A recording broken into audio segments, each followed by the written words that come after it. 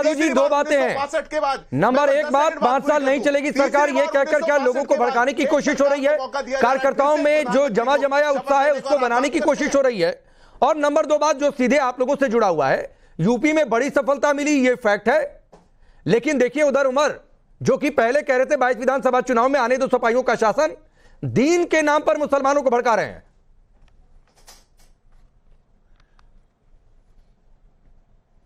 देखिए ये आपने कौन सी बाइट चलाई हो, कौन सा, देखिए सबसे बड़ा दीन हमारा संविधान है और वो खतरे में था, उसको हम लोग खतरे से बाहर ले आए हैं। और वो इसलिए ले आए हैं कि जो अब सत्ता में बैठेगा ना वो तानाशाही नहीं कर पाएगा। जो सत्ता में प्रधानमंत्री की शपथ लेके जो देश को चलाने की बात करेगा ना, वो सबकी बात को सुनेगा। क्यों सुनेगा? आपको तो पता ही होगा, मुसलमानों के आरक्षण पे प्रधानमंत्री का बयान आया था। और कौन मुसलमानों को आरक्षण दे रहा है? आंध्र प्रदेश। आंध्र प्रदेश ने दिया मुसलमानों को, उनकी धार्मिक यात्रा के लिए 1 लाख रुपए दिया, उनके साथ गठबंधन चला। कितना सुंदर लग रहा है। यही तो भारत देश है। यही तो राकेश जी कहते थे आपका भी टेम्परामेंट स्लो हो गया। अब कहो आप भी, मुसलमान आप लोग करते ही नहीं। अब आपको भी कहना चाहिए। कैसे दे देगा कोई सरकार कि मुसलमान के लिए देगा और हमारी यात्रा के लिए 1 लाख रुपए नहीं देगा? अब चलाओ ना, टीडीपी का विरोध करो और किसी पर दल का हो उसका विरोध करिए, हमें भी अच्छा लगेगा। हम भी सवाल पूछेंगे, चंद्रबाबू नायडू जी आप ये क्या कर रहे हैं, कैसे संविधान के इधर काम कर रहे हैं? क्या बीजेपी के मुंह पे टेप लग गया क्या?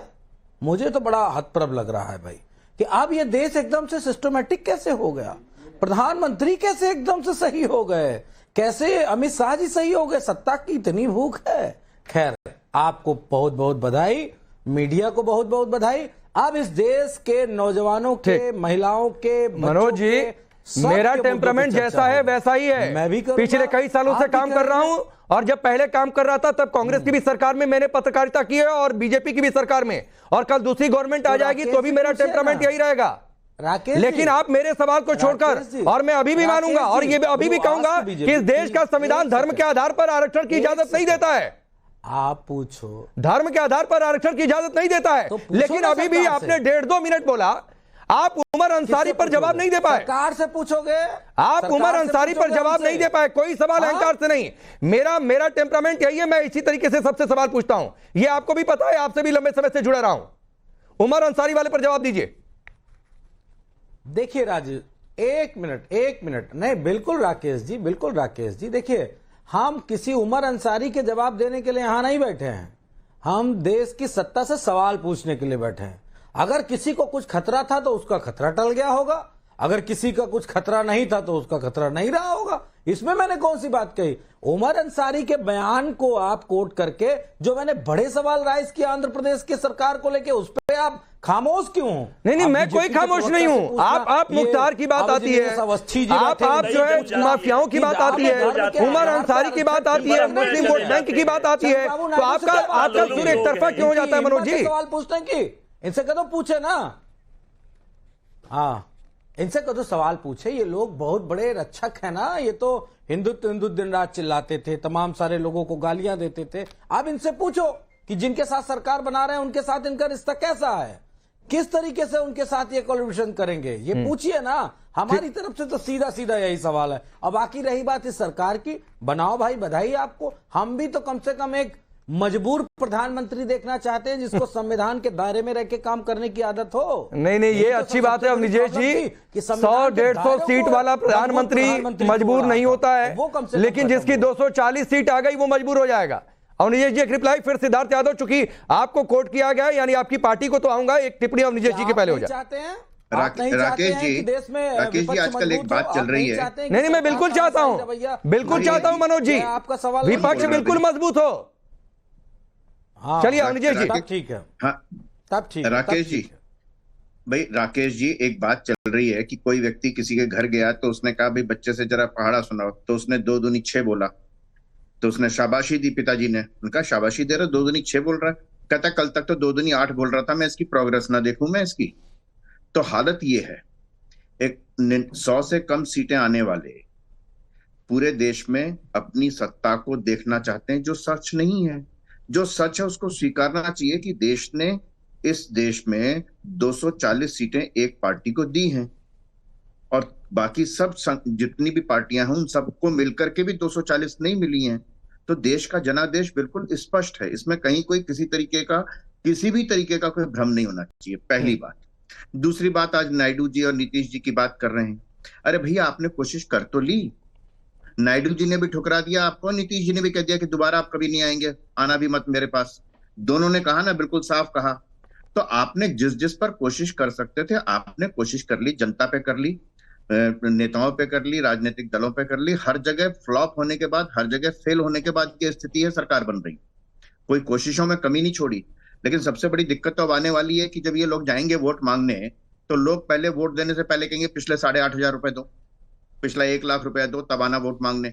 तब मैं देखूंगा कि कौन क्या कर रहा है, तब क्या जवाब देते हैं कि अरे भैया ये तो हमने कहा था कोई देना थोड़ा था, कोई सत्ता पाने पे देने की बात ये जब स्थितियां आएंगी तब मालूम चलेगा किसकी सरकार बनती है, किसका मध्यावधि चुनाव होता है, कौन गठबंधन की सरकार चला सकता है, नहीं चला सकता। मैं किसी के बीच में बोलता नहीं हूँ, मैं किसी के बीच में बोलता नहीं हूँ, लेकिन कुछ लोगों को नाक फुला करके बीच में बोलने की आदत है, तो मैं उनके साथ बहस भी नहीं करता। फैल रहे थे इस देश में, जनता ने तय कर लिया है कि अब आप मौजूदा सत्ता से सवाल ठीक।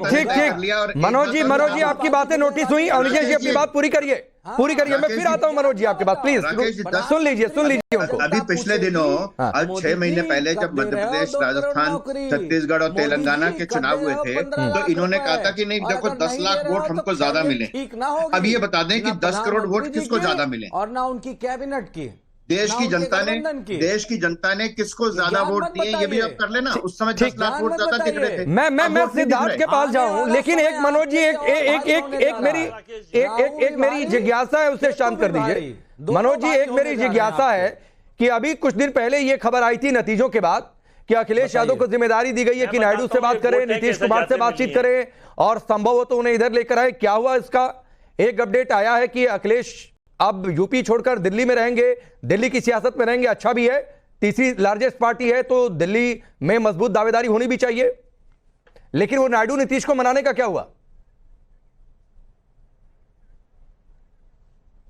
देखिए, इंडिया अलायंस अपना बेहतरीन प्रधानमंत्री प्रत्याशी ढूंढ रही है, बिल्कुल स्पष्ट रूप से बता दे रहा हूं।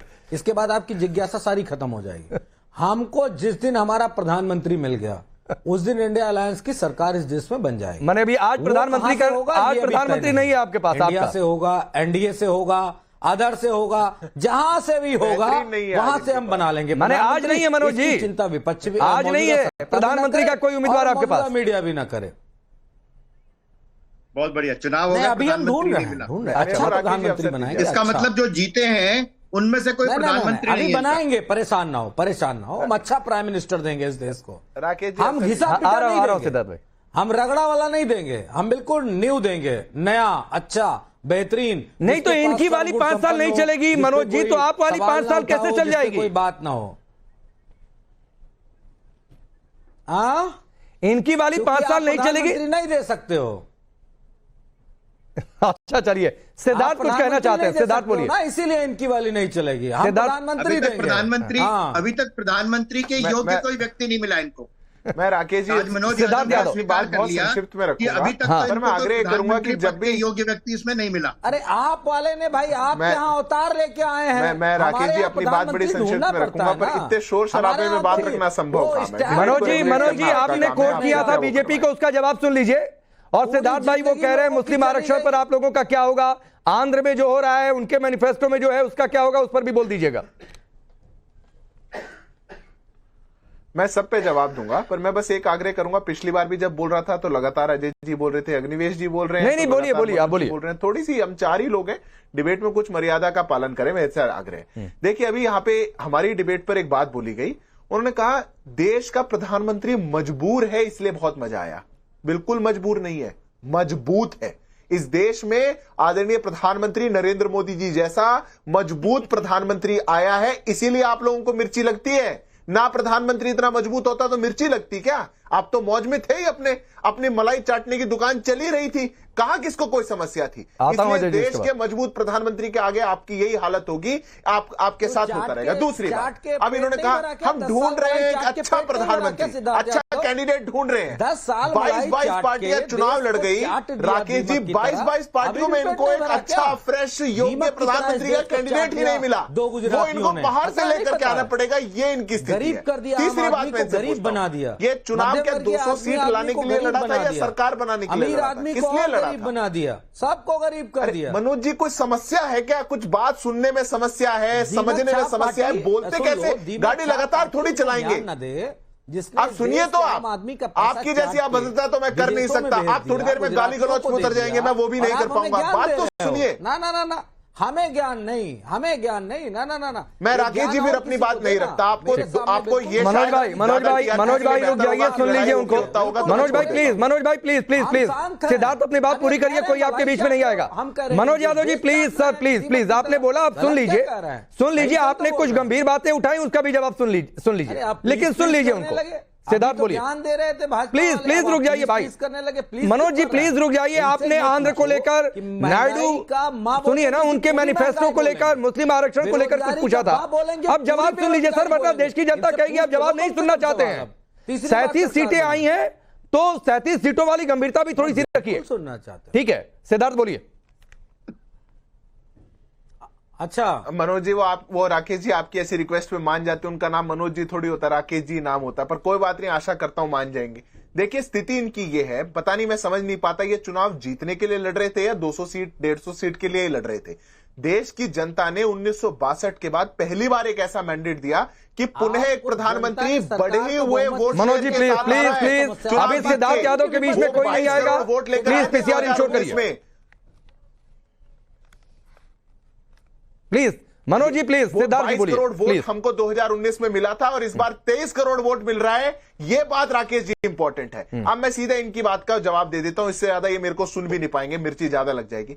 ये कह रहे हैं कि टीडीपी ने ऐसा वादा किया था, वो ऐसा कहेंगे। जब भारतीय जनता पार्टी ने अपने विचारधारा को स्पष्ट करते हुए एक बात स्पष्ट कर दी कि संविधान सम्मत आरक्षण ही इस देश में दिया जाएगा, कोई और आरक्षण नहीं दिया जाएगा, और एक प्री पोल अलायंस अपनी सरकार को बना रहा है, तो निश्चित रूप से जब सब पार्टियां बैठती है तो वो तय करती है कि क्या प्राथमिकता है और क्या नहीं। ये प्राथमिकता का विषय है, इसमें कौन सा दोहरा है। पर ये बेगानी शादी में अब्दुल्ला दीवाना क्यों हो रहा है? आप क्या करेंगे, आपस में क्या होगा? अरे आपको जनता ने मौका नहीं दिया ना, अपनी दुकान में जाकर के सामान लाइए, आप जाकर के विपक्ष की भूमिका निभाइए। अजय वर्मा आप कुछ कह रहे थे, एक गंभीर विपक्ष बन सकते हैं। अजय वर्मा आप कुछ कह रहे थे, 20 सेकंड में अपनी बात रखिए। पांडे जी, ये चुनाव जो इंडिया गठबंधन ने लड़ा, ये चुनाव लोकतंत्र बचाने के लिए लड़ा, ये चुनाव संविधान बचाने के लिए, ये चुनाव युवाओं की नौकरी को बचाने तो भी मैंडेट नहीं मिला ना, महिलाओं की असमत मेजॉरिटी नहीं मिली ना, क्या सरकार बना ले? राक्षस से बचाने के बीच में ना बोले आप। 30 सेकंड आपने टाइम दिया, आप सुन लीजिए। और ये जो आपकी साख खराब हुई है ना, 400 पार, जरा इसका मान सम्मान रखिए। सारे देश के चैनलों ने जो अपनी मट्टी खराब कराई है, साख खराब कराई है, इसको बचाइए, जनता की बात उठाइए, मुद्दों की बात उठाइए, एजेंडा चलाना बंद करिए, हिंदू मुस्लिम बंद करिए। और सुन लीजिए, ये चुनाव तानाशाही को बचाने के लिए था, लोकतंत्र। मतलब 5 साल सरकार नहीं चल पाएगी, ये आपका एजेंडा नहीं है? शपथ से पहले ही आप दूसरों को सीख दे रहे हैं कि एजेंडा चलाना बंद करिए। ये भी आपका एजेंडा है, ये एजेंडा नहीं है कि 5 साल सरकार नहीं चलेगी। ये भी गोदी मीडिया का एजेंडा है। नहीं, आप ऐसे टैगिंग देते रहिए अजय वर्मा, ये आपकी पुरानी आदत है।